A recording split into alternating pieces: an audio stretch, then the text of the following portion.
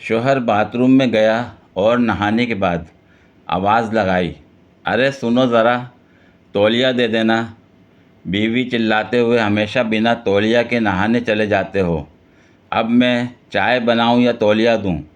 बनियान भी धो के नल पे टांग देते हो, वो भी मैं उठाऊं? नहाने के बाद वाइपर भी नहीं चलाते। कल लाइट भी खुली छोड़ दी थी तुमने।